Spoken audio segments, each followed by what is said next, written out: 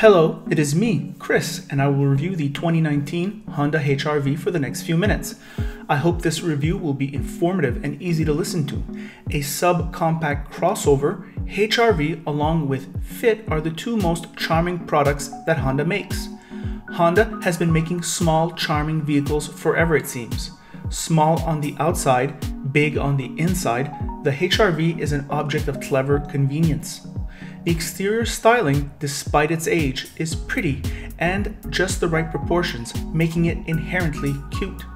Standard equipment on the base model includes heated front seats, CarPlay, auto, climate control, remote entry, 17-inch mags, and a full safety suite, including dynamic cruise, and the price goes up from there.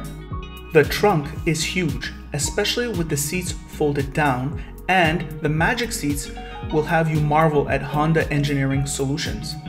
Curiously, these seats are only for Fit and HRV. Rear seat room is plentiful, and that makes HRV just as practical as a CRV in my book. The interior is a mixed bag for front passengers. On one hand, the pluses are the roominess, the visibility, and general comfort sitting here. The negatives are the relatively low quality feel of the materials, as new rivals cost less and are prettier on the inside. Driving HRV reveals strong urban characteristics, and surprisingly, the active noise cancellation on the sport and touring models helps with highway road noise. Again, I cannot think of a competitor that makes a more practical interior, nor can I think of a competitor who makes a cheaper interior at this price. The base price is somewhat reasonable, but this touring all-equipped, when financed over 5 years, is overpriced, bordering on preposterous. I shall discuss that later. Meanwhile, the engine produces 141 horsepower and 127 pounds of torque. HRV does 9.1 liters in the city and 7.7 liters on the highway with a CVT, very good, and for American customers, this touring model does 2631 mpg. It's just enough, and it follows its rivals in this respect in output. Here are my thoughts on the road. Hello car lovers, driving the 2019 Honda HRV. This is the touring model, all equipped. You will remark that I tested the Hyundai Tucson 2019. I'll put the link up here, and these vehicles almost cost the same, the all-equipped versions. And normally, according to my ethics statements, I will never do review a vehicle that I would not recommend. Well, this vehicle is recommendable. The problem is it's way too expensive. Honda has always been a specialist in making small, charming, practical, reliable vehicles. This is what they do. They do that better than everyone. There's something that you like about, whether it's the magic seats, whether it's the nice styling, whether it's these interiors that just seem to work. That's why people bought Hondas initially many years ago, and it's still why people buy a lot of Hondas. They still sell a lot of small vehicles. However, I want to talk a little bit about this vehicle. Yes, the seats are comfortable. Yes, the driving position is nice. Yes, there's a lot of room.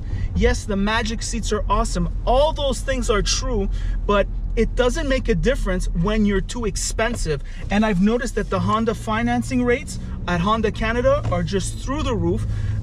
This vehicle, over 60 months, the touring model, was with a warranty equivalent to the Hyundai Tucson that I reviewed, $750 a month for 60 months on the purchase. It's not worth that, all right? You cannot pay this vehicle that amount. You're gonna have to wait till the finance rates go down and pay about $700 a month, no more.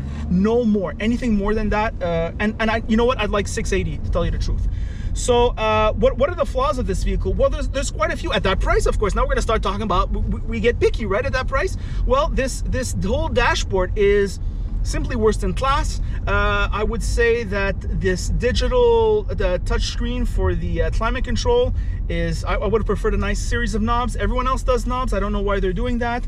This dash is getting dated. The materials here are lowest quality in class. The seats are wonderful. The leather is okay. It feels like it came from a cow made out of plastic, but then so do a lot of its competitors. The ride quality is very good, surprisingly very good. I like the smoothness of the engine, the smoothness of the transmission. Ross is a little bit hard on the transmission, but I think the CVT is the way to go, especially in city driving. Gets you that extra better mileage. No problems from a reliability standpoint from this transmission, I think. And that's it. So charming, lots of space, lots of room, and the exterior is okay. Ross likes it a lot. I would argue that maybe it's not, it's cute, but it's not quite up to the level of its competitors. It's too expensive. It's too expensive, and Honda's gonna adjust that. I'm sure they're gonna reduce the interest rates, because I don't think they're gonna sell any at that price. At that price, I think at a lower price, they're gonna sell a lot.